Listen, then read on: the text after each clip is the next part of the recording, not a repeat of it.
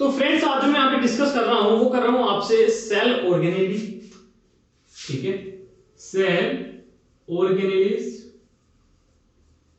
इससे पहले जो मैं आपसे डिस्कस कर चुका हूं वो मैं आपसे स्ट्रक्चर ऑफ सेल के बारे में डिस्कस कर रहा था, और स्ट्रक्चर ऑफ सेल में मैं जो आपसे डिस्कस कर चुका हूं सेल मेम्ब्रेन, जिसमें मैंने आपको बोला था प्लाज्मा मेम्ब्रेन सेल मेम्ब्रेन को बोलते हैं, है ना। और सेल वॉल भी डिस्कस कर चुका हूं, सेल वॉल।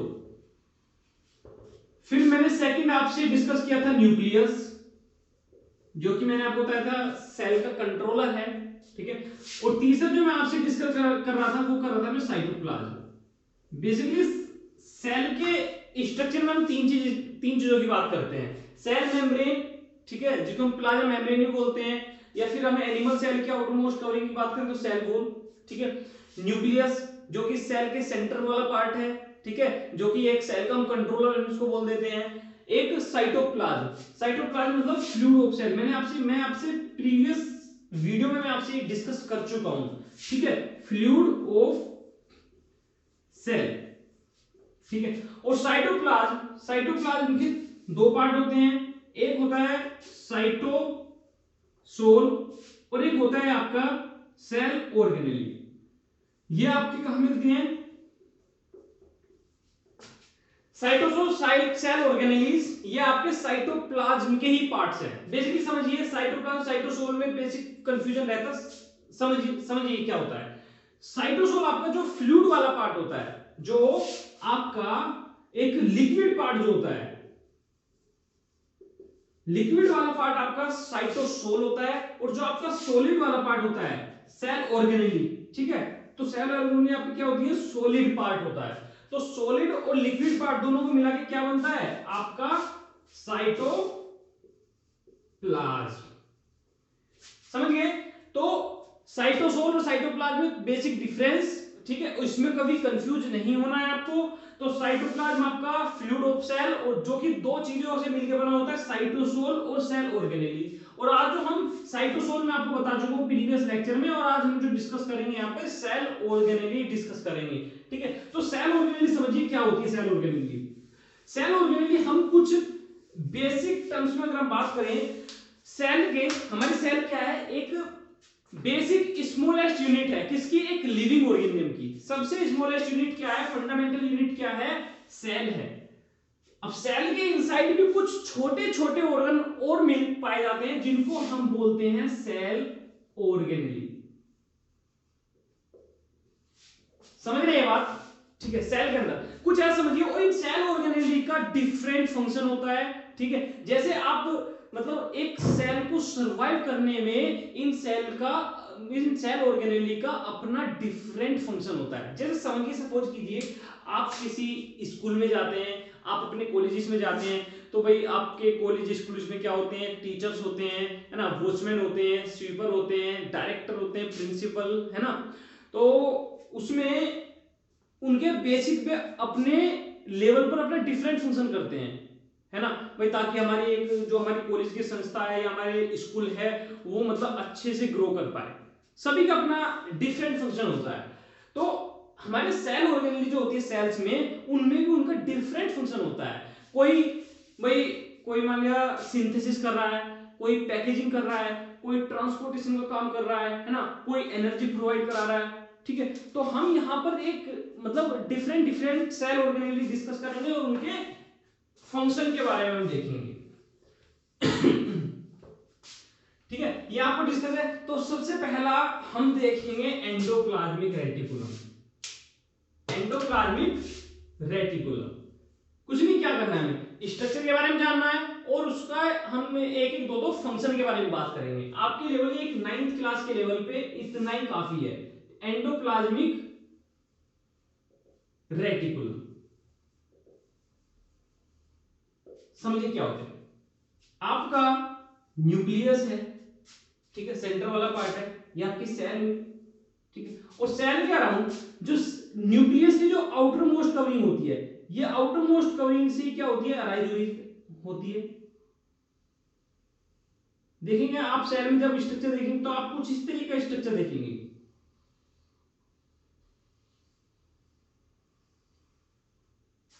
ठीक है। और फिर आप कुछ इस तरीके का स्ट्रक्चर देखोगे। बेसिकली मतलब एक समझिए कि एक आपका जो न्यूक्लियस है, न्यूक्लियस की दो मेम्ब्रेन होती है, एक इनर लेयर एक आउटर लेयर। तो आउटर लेयर से ये क्या होती है, ये फ्यूज हुई रहती है। ये समझ रहे देख रहे हैं ना, ये आउटर कवरिंग है, आउटर कवरिंग से ये मतलब फ्यूज हुई रहती है। तो आपने इसको क्या बोला, एंडोप्लाज्मिक रेटिकुलम। ठीक है, अब समझिए एंडोप्लाज्मिक रेटिकुलम टू टाइप्स के होते हैं, एक RER, एक SER। ठीक है, अब इसमें डिफरेंस की बात करें हम तो RER होता है हमारा रफ एंडोप्लाज्मिक रेटिकुलम, इस SER होता है हमारा smooth endoplasmic reticulum, smooth endoplasmic reticulum. देखिए हमने रफ क्यों बोला इसको, हमारे मतलब सेल्स में कुछ राइबोसोम पाए जाते हैं, कुछ राइबोसोम्स पाए जाते हैं। सेल ऑर्गेनेली है जो कि क्या है, एक मतलब स्फेरिकल है, छोटे छोटे छोटे छोटे स्मॉल है, जैसे आप मार्बल्स देखते हैं कुछ इस तरीके स्फेरिकल होते हैं। और ये क्या रहते हैं, ये हमारे राइबोसोम पर, ये एंडोप्लाज्मिक रेटिकुलम पर अटैच रहते हैं, ऐसे सरफेस पर। ठीक है, ये सरफेस पर अटैच रहते हैं। और जब राइबोसोम किससे, एंडोप्लाज्मिक रेटिकुलम से अटैच रहे तो हम उनको बोलते हैं रफ एंडोप्लाज्मिक रेटिकुलम। देखिए ये सरफेस को क्या करते हैं, रफ बना देते हैं। ठीक है, और जहां जिस ऑर्गेनेली पे ये मतलब एब्सेंट रहते हैं या अटैच नहीं रहते हैं, जिनका सरफेस क्या रहता है, एक स्मूथ रहता है, समझ रहे ना, स्मूथ रहता है, तो हम उसको बोलते हैं स्मूथ एंडोप्लाज्मिक रेटिकुलम। और इन दोनों का फंक्शन डिफर होता है। देखिए भाई आपको ये दिख रहे हैं, आपको एक आपको सिलिंड्रिकल टाइप दिख रहे हैं, मतलब एक आपको ये देखिए कुछ इस तरीके का स्ट्रक्चर दिख रहा है, ना इस तरीके का स्ट्रक्चर। ये आपके होते हैं सिस्टम में, क्या होते हैं, सिस्टम में। और कुछ आगे जाके मतलब कुछ ऐसे एक दूसरे से अटैच रहती हैं, मतलब होल सेल में अप्रोक्स मतलब सेल का जो एक स्ट्रक्चर है वो बेसिक मतलब जो उसे सपोर्ट प्रोवाइड कराता है, सेल के स्ट्रक्चर को जो सपोर्ट प्रोवाइड कराता है, एक स्केलेटन जो बनाता है सेल का, वो कौन बनाता है, आपका एंडोप्लाज्मिक रेटिकुलम बनाता है। और ये ऑलमोस्ट पूरी सेल को ही कवर करके रखता है। तो ये इसको बोलते हैं हम सिस्टर्नी, CISTERNE।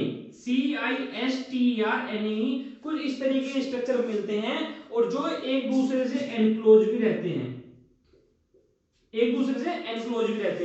ठीक है। तो हम इनको बोलते हैं सिस्टर्नी। तो आप समझ गए ना, एक एंडोप्लाज्मिक रेटिकुलम क्या आपके जो एक न्यूक्लियस के अराउंड रहते हैं और न्यूक्लियस की आउटर मोस्ट कवरिंग से ही फ्यूज रहते हैं। ठीक है, अब इसका देखिए फंक्शन, देखिए इसका फंक्शन क्या होता है। इसका टू टाइप्स के होते हैं, एंडोप्लाज्मिक रेटिकुलम और rough endoplasmic reticulum and smooth endoplasmic reticulum. तो इसमें देखिए हमारी बॉडी में क्या होता है, कुछ टॉक्सिक सब्सटेंस प्रोड्यूस होते हैं। भाई हमने मान लिया हमने हमारे खाने के साथ, हमारी एयर के साथ और हमारे एक ड्रिंकिंग के साथ कुछ टॉक्सिक सब्सटेंस हमारी बॉडी में जाते हैं। और बॉडी में जाने के बाद वो सेल्स में जाते हैं, तो सेल्स को डिटॉक्सिफिकेशन का काम कौन करते हैं, डिटॉक्सिफिकेशन का काम कौन करते हैं, हमारे एंडोप्लाज्मिक रेटिकुलम करते हैं। ठीक है, डिफरेंस में दोनों में अभी डिस्कस करूंगा। सेकंड देखिए, डिटॉक्सिफिकेशन हो गया आपका लिपिड, प्रोटीन,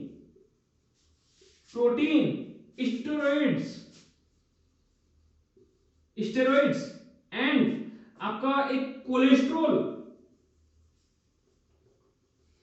इन सबको बनाने में कौन हेल्प करता है, आपका एंडोप्लाज्मिक रेटिकुलम हेल्प करता है।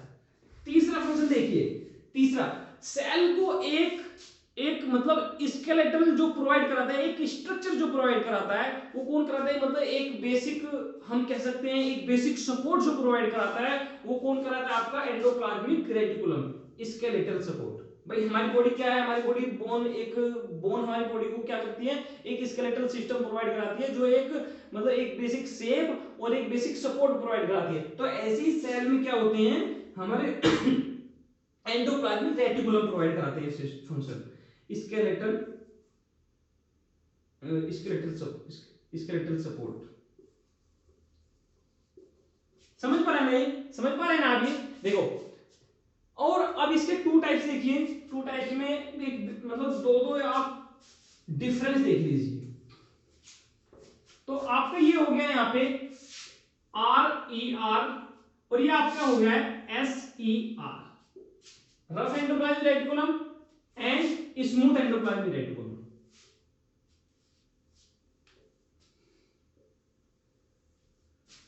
ठीक है, देखिए सबसे पहले से क्या है, ये क्या करते हैं भाई, सबसे पहले देखेंगे हमारे जो रफ एंडोप्लाज्मिक रेटिकुलम होते हैं तो प्रेजेंट क्या होते हैं, प्रेजेंट राइबोसोम।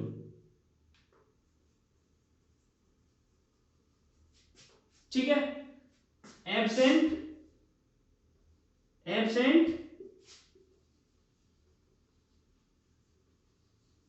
राइबोसोम्स। ठीक है, दूसरा देखिए आपका ये प्रोटीन सिंथेसिस में हेल्प करता है, किसमें, प्रोटीन सिंथेसिस में हेल्प करता है कौन, RER।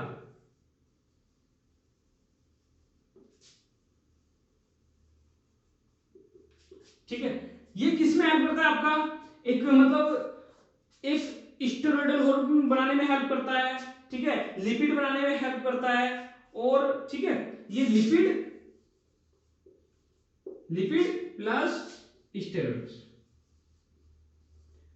भाई अब लोकेशन भी डिफर होती है दोनों की, है ना। अब लोकेशन देखो मोस्टली कहां मिलेंगे, ये जो आपके रफ एंडोप्लाज्मिक रेटिकुलम है ये आपके एक्सोक्राइन पैंक्रियाटिक सेल में मिलते हैं।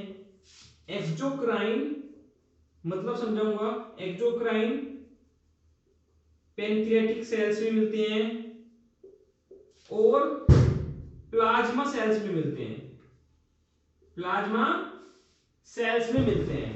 ठीक है, ये देखिए ये कहां मिलते हैं, ये आपके मोस्टली आपके टेस्टिकुलर सेल्स में मिलेंगे, टेस्टिकुलर सेल्स में। और टेस्टिकुलर सेल्स में भी कहां, एक लोकेशन होती है, एक सेल्स होते हैं लेडिक सेल, लेडिक सेल्स। और टेस्टिकुलर सेल्स में क्या बनते हैं, स्टेरॉइड्स बनते हैं, जो टेस्टोस्टेरोन जो मेल सेक्स हार्मोन है। ठीक है, तो आपका बेसिक डिफरेंस समझ आ गया ना आपको। ठीक है, ये आपका फिनिश हुआ। एक चीज और समझिए इसके रिगार्डिंग एक इंपॉर्टेंट चीज, ये आपका आरबीसी में नहीं मिलता है, ये आपका आरबीसी सेल्स में नहीं मिलता है, not present in RBC, not present in RBC, these are not present in RBC। Second देखिए आप राइबोसोम। ठीक है, राइबोसोम के बारे में देख लीजिए, राइबोसोम क्या होते हैं, सेकंड ऑर्गेनेल राइबोसोम्स। तो राइबोसोम्स हमारे स्ट्रक्चर समझ लीजिए पहले कैसे होते हैं। हमारे सर्कुलर मतलब एक सर्कुलर में तो एक वॉल्यूम नहीं होता, इनमें वॉल्यूम होता है, हम इनको बोलेंगे स्फेरिकल। ठीक है, मैंने आपको एग्जांपल दिया था ना, एक मार्बल जो होता है, मार्बल कंचे, है ना, तो उनकी तरह क्या होते हैं राइबोसोम होते हैं, और जो ये हमारे सेल्स में होते हैं। ठीक है, और इनका फंक्शन देखिए, देखो भाई इसमें ये मोस्टली आपके जो ये आपके दोनों में मिलते हैं, ये आपके दोनों सेल्स में मिलते हैं, आपके यूकैरियोटिक सेल्स में एंड प्रोकैरियोटिक सेल में, eukaryotic cells and prokaryotic cells. अच्छा, अब इसका समझिए फंक्शन क्या है। फंक्शन है प्रोटीन सिंथेसिस। क्या है फंक्शन, प्रोटीन सिंथेसिस। इतना आपको जानना है, स्ट्रक्चर आपने जान लिया है। ठीक है, और इसका आपको फंक्शन जानना है।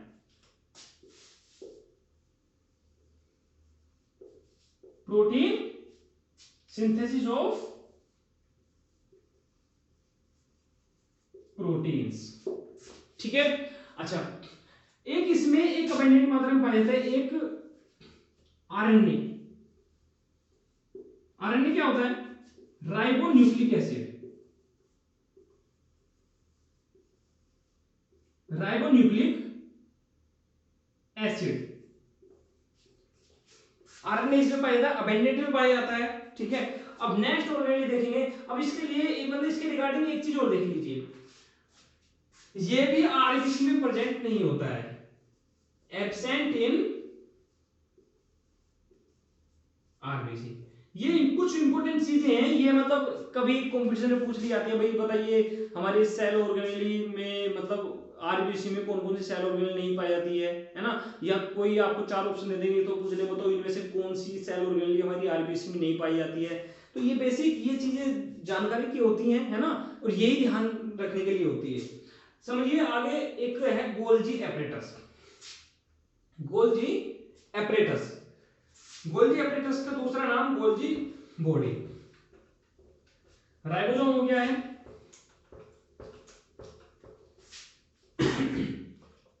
बुक कौन सी है जिससे मैं आपको मतलब एक प्रीफर कर रहा हूं आपको एक बुक पढ़ने के लिए, लखमीर सिंह मंजीत कौर, बेस्ट बुक है, ठीक है। और मैं उसी के रिगार्डिंग मैं उसी के सीक्वेंस से आपको पढ़ाता हूं, है ना। तो जब भी आप मेरी वीडियो देखें तो लखमीर सिंह एंड मंजीत कौर आप बुक्स लेकर जरूर बैठें, ठीक है। इससे आपका एनसीईआरटी का भी मतलब एक पोर्शन कवर हो जाता है, काफी अच्छा कवर हो जाता है ना। और आपको एक एक मतलब सीक्वेंस आपको मिल जाती है कि बुक से पढ़ने के लिए। बेसिकली प्रॉब्लम्स ये होती हैं वीडियोस लेक्चर वगैरह में कि हमें एक एक जो बेसिक वे है वो नहीं मिल पाता है हमें। तो मैं आपको बुक से कौन से पढ़ा रहा हूं, लखमीर सिंह मंजीत कौर, ठीक है। अच्छा, तीसरी सेल ऑर्गेनेली देखिए, तीसरी cell organelle Golgi apparatus, Golgi body या एपरेटस।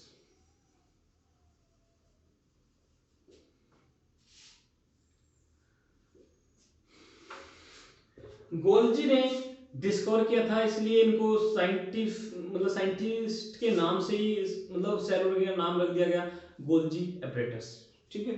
तो देखिए होती कैसी है, ये हमारा न्यूक्लियस है, ये हमारी सेल्स है। तो सेल्स में कुछ आपके ऐसे स्ट्रक्चर आपको देखने को मिलेंगे जो आपको भाई हमारे में क्या थे, उनमें डिफरेंस समझिए। जो आपके एंडोप्लाज्मिक रेटिकुलम थे वे एक दूसरे से अटैच भी थे, है ना, और ये अटैच नहीं होते हैं, ठीक है। ये अपनी एक कहते हैं सिस्टर ने, एक सिस्टर ने होते क्या है, एक सिस्टर ने आप देख लीजिए आप लॉन्ग सिलेंड्रिकल और close, long cylindrical and close vesicle, आप मतलब वेसिकल नहीं बोल सकते आप इसको, तो क्लोज सिलेंड्रिकल ट्यूब आप बोल सकते हैं। क्लोज सिलेंड्रिकल ट्यूब टाइप क्या होते हैं आपके आपके गोल्जी एपरेटस। डिफरेंस समझना है ना, जो भाई आपके जो एंडोप्लाज्मिक रेटिकुलम होते हैं वे तो क्या होते हैं न्यूक्लियस की आउटर मोस्ट कवरिंग से फ्यूज रहते हैं, ठीक है। और ये फ्यूज नहीं रहते हैं, ये हमारी मतलब सेल के क्या होते हैं साइटोप्लाज्म में रहते हैं, ठीक है। अब इसका फंक्शन समझ लीजिए, इसका फंक्शन होता है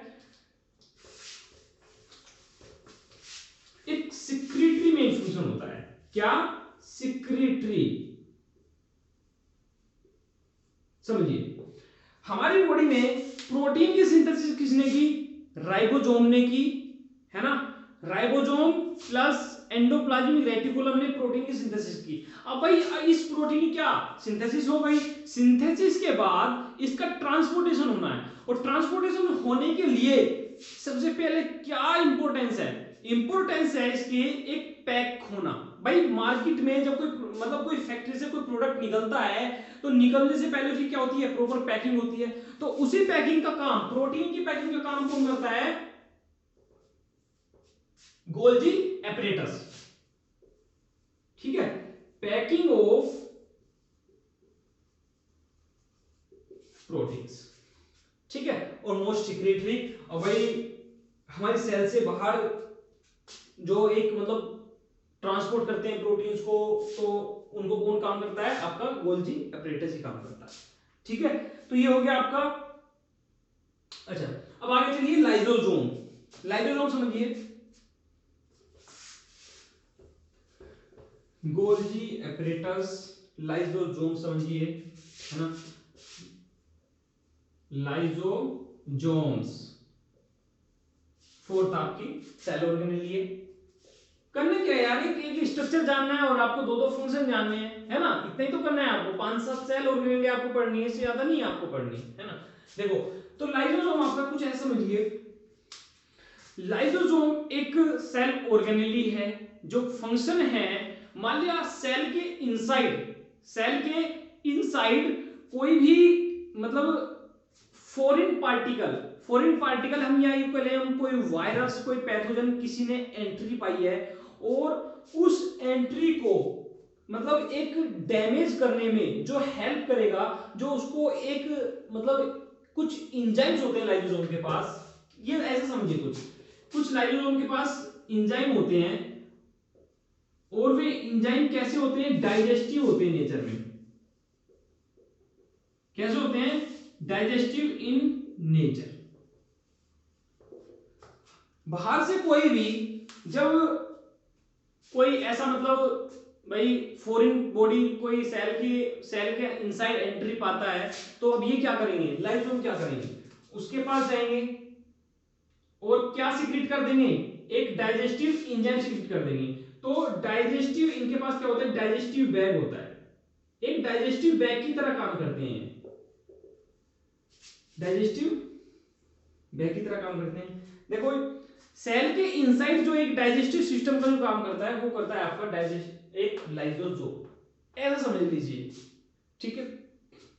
अच्छा इसके पास क्या होते हैं, कुछ एंजाइम्स होते हैं जो कि कैसे होते हैं nature, digestive in nature. Cell के इनसाइड कोई भी फॉरेन बॉडी ने एंट्री पाई, ठीक है, डाइजेस्टिव एंजाइम से क्या सीक्रेट होगा, लाइसोसोम से क्या सीक्रेट होगा, डाइजेस्टिव एंजाइम, और जो भी इसको क्या कर देंगे, इसको डैमेज कर देंगे। कहने का मतलब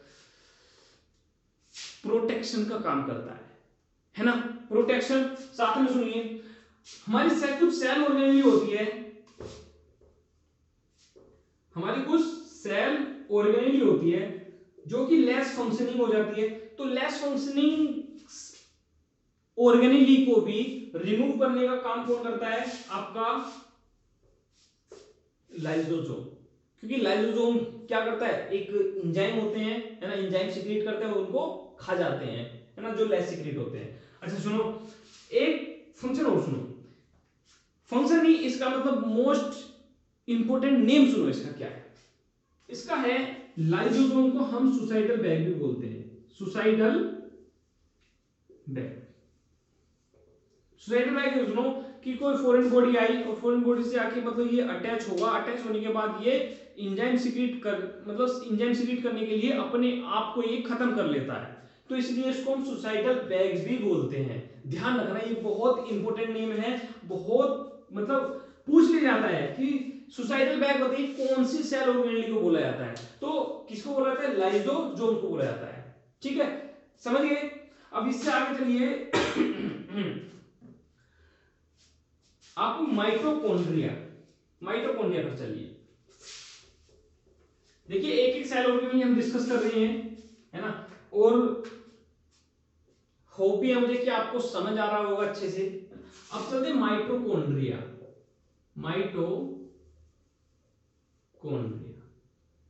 फिफ्थ, माइटोकॉन्ड्रिया को हम power house of the cells भी हम बोलते हैं। क्या बोलते हैं, power house of the cells, या हम कुछ ऐसा कह सकते हैं किचन ऑफ द सेल्स, हम किसको बोलते हैं, माइटोकॉन्ड्रिया को, ठीक है। अब ये समझिए कैसे, भाई जितनी हमारे जो रेस्पिरेशन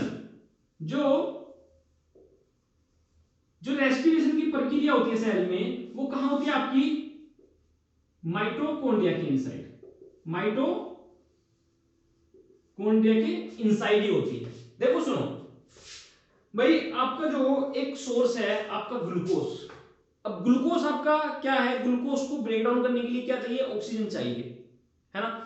अब ऑक्सीजन चाहिए क्यों चाहिए, ग्लूकोज को ब्रेक डाउन करने के लिए चाहिए। ब्रेक डाउन जब होगा तो उससे क्या रिलीज होगी, एक एनर्जी रिलीज होगी। एनर्जी किसकी फॉर्म में रिलीज होगी, एटीपी की फॉर्म में रिलीज होगी, ठीक है। एटीपी की फॉर्म में एनर्जी रिलीज होगी, एटीपी की फुल फॉर्म एडिनोसिन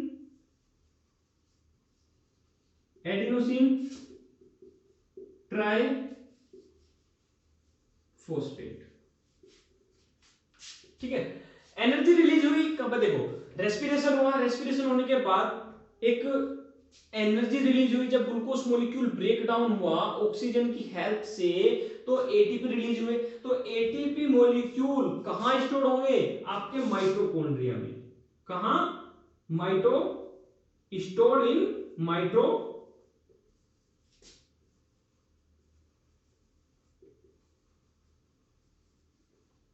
माइटोकॉन्ड्रिया।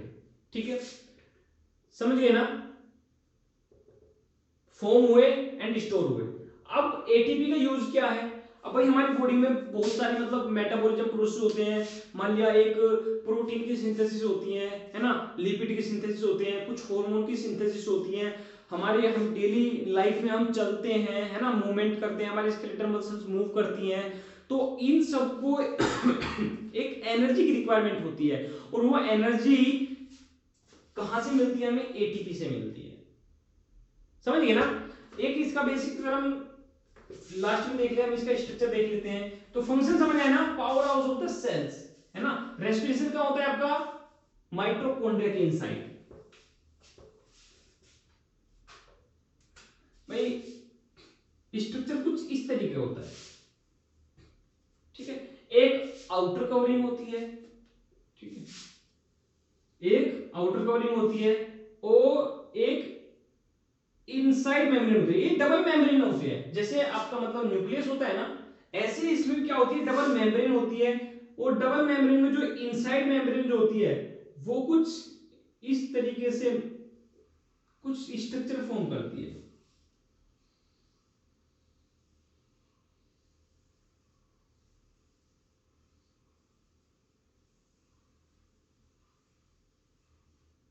ठीक है, और इन स्ट्रक्चर, ये फोल्डेड स्ट्रक्चर जो है इनको बोलते हैं क्रिस्टे। ठीक है, क्रिस्टे। और फिर भाई इसके इनसाइड मैंने आपको इसका फंक्शन मैंने आपसे डिस्कस कर लिया है, power house of the cell है ना, और एटीपी स्टोर करके रखता है, और जब कभी रिक्वायरमेंट होती है तो रिलीज हो जाते हैं एटीपी। ठीक है, अब इससे आगे हम करेंगे प्लास्टिड। प्लास्टिड डिस्कस करेंगे, कुछ इंपोर्टेंस लिख लिया करो, importance term. 6 term plastid, PLASTIDS। ठीक, तो प्लास्टिड आपके सबसे पहले आप ये समझ लीजिए कि आपके प्लांट सेल में पाए जाते हैं, एनिमल सेल में नहीं पाए जाते। क्या, प्लास्टिड्स, है ना। अब प्लास्टिड आपके क्या होते हैं, डिफरेंट टाइप्स के होते हैं। एक होते हैं क्रोमोप्लास्ट, एक होते हैं आपके क्लोरोप्लास्ट, और एक होते हैं आपके ल्यूकोप्लास्ट। देखो, एक आपके होते हैं क्रोमोप्लास्ट, एक आपके होते हैं क्लोरोप्लास्ट, एक आपके होते हैं ल्यूकोप्लास्ट। ठीक है, अब हम इनके बारे में देखेंगे। तो ये आपके जो क्रोमोप्लास्ट होते हैं, क्रोमोप्लास्ट के बारे में समझिए पहले। क्रोमोप्लास्ट, देखो भाई राइटिंग में भी थोड़ी सी प्रॉब्लम है, तो आपको मैं साथ के साथ मैं आपको प्रोनाउंस भी करता हूं। तो आप CHROMOPLAST, क्रोमोप्लास्ट। ठीक है, इसका देखिए, तो क्रोमो का मतलब होता है कलर, क्या होता है, कलर। ठीक है, और प्लास्ट होंगे ना, तो किसकी सेल ऑर्गेनेल ली है, आपकी प्लांट की सेल ऑर्गेनेल ली है ना। और जिसके कितने टाइप्स होते हैं, 3 टाइप्स होते हैं, एक क्रोमोप्लास्ट, क्लोरोप्लास्ट एंड ल्यूकोप्लास्ट। ठीक है, क्रोमोप्लास्ट समझिए भाई, आपका जो फ्रूट होता है, फ्रूट हुआ, फ्लावर हुआ, है ना, उनमें क्या होते हैं, कलर होते हैं। भाई फ्लावर का आपके क्या होता है, एक कलर पार्ट होता है, एक ग्रीन पार्ट होता है। ठीक है, ग्रीन लीव्स होती है कुछ, और एक कुछ कलर्ड लीव्स होती हैं, जिनको हम पेटल्स बोलते हैं। ठीक, तो उनको जो कलर प्रोवाइड कराएगा, उनको जो कलर प्रोवाइड कराएगा, या आपके फ्रूट को जो कलर प्रोवाइड कराएगा, वो कौन कराएगा, क्रोमोप्लास्ट। समझ रहे हैं, क्लोरोप्लास्ट। क्लोरोप्लास्ट क्लोरोप्लास्ट के पास एक पिगमेंट होता है, ठीक है, जिसको बोलते हैं हम क्लोरोफिल, और जिसकी वजह से ये कैसी होती है कलर में, ग्रीन इन कलर होती है ना। और जितने और करेंगी क्या, जितनी आपकी एक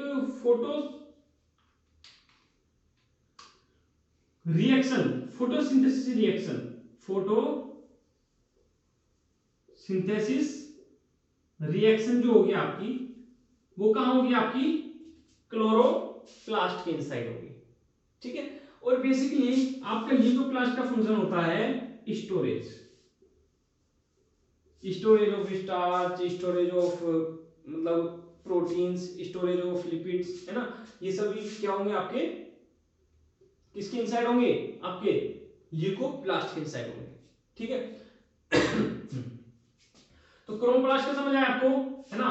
फंक्शन क्लोरोप्लास्ट का फोटोसिंथेसिस, किसकी वजह से, क्लोरोप्लास्ट की वजह से, है ना। और ल्यूकोप्लास्ट का बेसिकली फंक्शन स्टोरेज, ठीक है। ये आपको जानना है, ठीक है, ये आपकी लेवल से है बस। सेल ऑर्गेनेली फंक्शन आप समझ गए, ठीक है। अब आप आ जाओ वैक्यूल पे, ठीक है। वैक्यूल तो एक आपके vacuole are fluid filled, solid filled, they are storage sac, अच्छा वैक्यूल।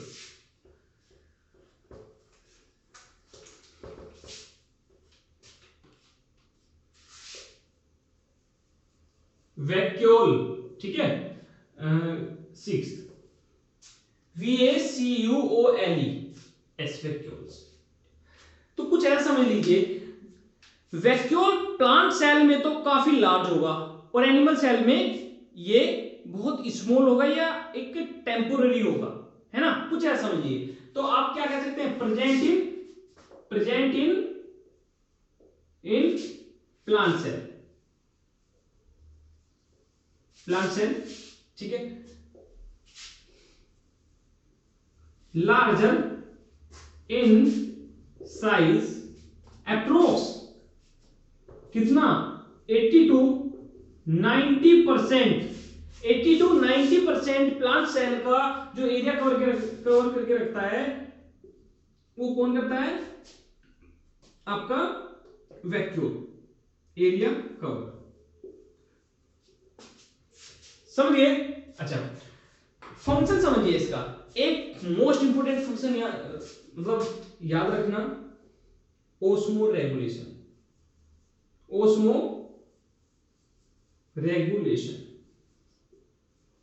मतलब सेल के अराउंड आपका क्या, ओस्मोटिक प्रेशर मेंटेन करके रखता है, ओस्मोटिक OSMOTIC प्रेशर, क्लियर है, ठीक है। ओस्मो रेगुलेशन में हेल्प करता है, वैक्यूल में प्लांट सेल में पाया जाता है, एक लार्ज पाया जाता है, एक एनिमल सेल में ये स्मॉल पाया जाता है, छोटा छोटा पाया जाता है। कभी स्ट्रक्चर देखोगे, और कैसे स्ट्रक्चर होता है इसका, देखो लार्ज सैक है, क्या है, लार्ज सैक है, और आपका ये न्यूक्लियस होता है ना। न्यूक्लियस प्लांट सेल में जनरली साइड में होता है ना। और ये देखो कुछ इतने साइज का होता है आपका वैक्यूल, ठीक है। एक सैक है जो कि एक वाटर को स्टोर करके रखता है, दूसरा फंक्शन देखिए इसका, ठीक है। अब एक आ जाए परोक्सिजोम, क्या है, परोक्सिजोम,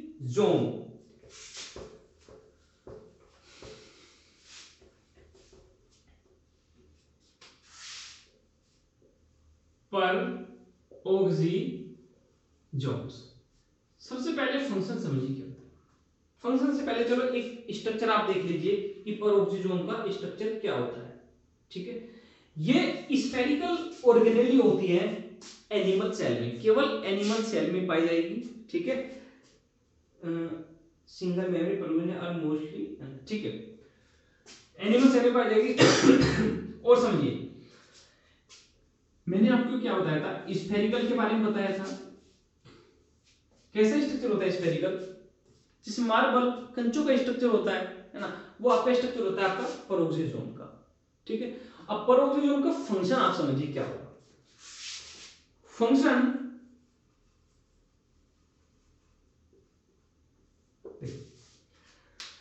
हमारे बॉडी में जब डिटॉक्सिफिकेशन की जब मतलब एक रिएक्शन होती है भाई, हमारी बॉडी में इनसाइड क्या हुआ, बहुत सारे मतलब एक टॉक्सिक सब्सटेंस जाते हैं, है ना। टॉक्सिक में हम ड्रिंकिंग के साथ जाते हैं, हम ड्रिंक करते हैं उसके साथ चले जाते हैं, हम खाना खाते हैं कुछ उसके साथ चले जाते हैं, है ना, कुछ गैसेस के साथ जाते हैं, है ना। तो हमारे सेल में जब एक डिटॉक्सिफिकेशन मतलब हम कैसे एक गैस रिलीज होती है ड्यूरिंग एक टॉक्सिक सब्सटेंस को जो हम ब्रेक डाउन होता है, तो उस दौरान एक पर ऑक्साइड हाइड्रोजन पर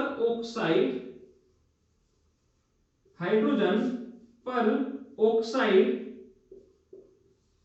गैस रिलीज होती है, हाइड्रोजन पर ऑक्साइड रिलीज होती है, और जिसका नेचर क्या होता है, टॉक्सिक होता है। क्या होता है नेचर में, टॉक्सिक होता है, जहरीली होती है ना। देखिए भाई हमारे मतलब एक डिटॉक्सिफिकेशन जब होता है तो डिटॉक्सिफिकेशन में हाइड्रोजन पेरोक्साइड रिलीज होता है ना। और हाइड्रोजन पेरोक्साइड जब रिलीज होगा तो इसका नेचर कैसे होता है, टॉक्सिक होता है नेचर में। तो टॉक्सिक H2O2 हाइड्रोजन पेरोक्साइड का फॉर्मूला है। H2O2 को जो वाटर परोक्सीजाइम क्या करता है, परोक्सीजोम क्या करता है, परोक्सीजोम करता है हाइड्रोजन पेरोक्साइड को वाटर प्लस CO2 में चेंज कर देता है। समझ गए। टॉक्सिक भाई हमारा क्या है, H2O2 क्या है, एक जो हाइड्रोजन पेरोक्साइड है क्या है, नेचर में कैसी टॉक्सिक है, और इस टॉक्सिक नेचर को जो एक सिंपलर फॉर्म में यानी कि वाटर एंड कार्बन डाइऑक्साइड में जो चेंज करता है वो कौन करता है, पेरोक्सिजोम्स। फंक्शन समझ आया इसका अच्छे से, ठीक है। आई होप आपको इस समझ आ गया होगा। और इसकी जो लोकेशन होती है, लोकेशन इसकी लीवर और किडनी सेल्स में ज्यादा होती है, लीवर एंड किडनी, ठीक है। तो ये आपका आज फिनिश हो गया है। एक और देख लीजिए, एक सेंट्रोजोम और देख लीजिए, सेंट्रोजोम यार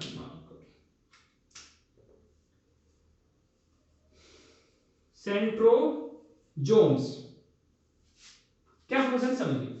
हमारी सेल डिवाइड होती है, ठीक है। जब सेल डिवीजन होता है तो एक सेंट्रोजोम क्या करता है, सेंट्रोजोम हमारे एक जो कुछ प्रोटीन्स होते हैं, ठीक है, और उन प्रोटीन्स को क्या करते हैं, मतलब एक सेपरेट करने का काम करता है।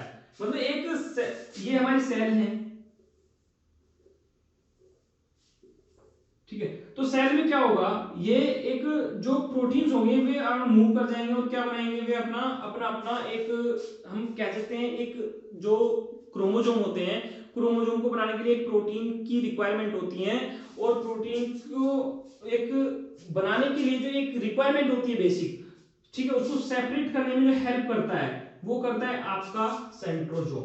तो सेंट्रोजोम आपका किसमें, सेल डिवीजन में हेल्प करता है, इतना याद रखेंगे आप, सेल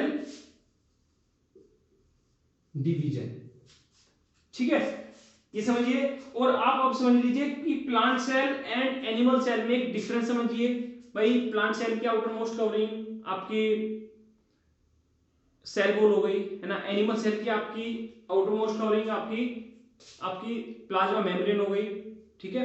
एक दूसरा फंक्शन आप समझ लीजिए इसमें जो मतलब कुछ सेल ऑर्गेनली होती है, जैसे एक आपका प्लास्टिड होगी, प्लास्टिड आपकी किसमें, एनिमल प्लांट सेल में मिलती है ना, एनिमल सेल में नहीं मिलती। एक वैक्यूल में समझ लीजिए, वैक्यूल आपका जो प्लांट सेल में होता है वो लार्ज होता है, हाईली लार्ज होता है ना, एनिमल सेल में स्मॉल होता है। तो ये आपके कुछ आपके डिफरेंस हो गए एनिमल सेल में और प्लांट सेल में, ठीक है। आज का हमारे चैप्टर फिनिश हो चुका है, और आशा करता हूं आपको कि समझ आया होगा आपको अच्छे से। एक एक हमने सेल ऑर्गेनल यहाँ पे डिस्कस की है ना, उनके स्ट्रक्चर और थोड़े थोड़े हमने फंक्शन हमें डिस्कस किए हैं। इससे नेक्स्ट चैप्टर जो मैं आपसे डिस्कस करूंगा वो करूंगा टिश्यू। ठीक है, तो ठीक है, देखिए, थैंक यू।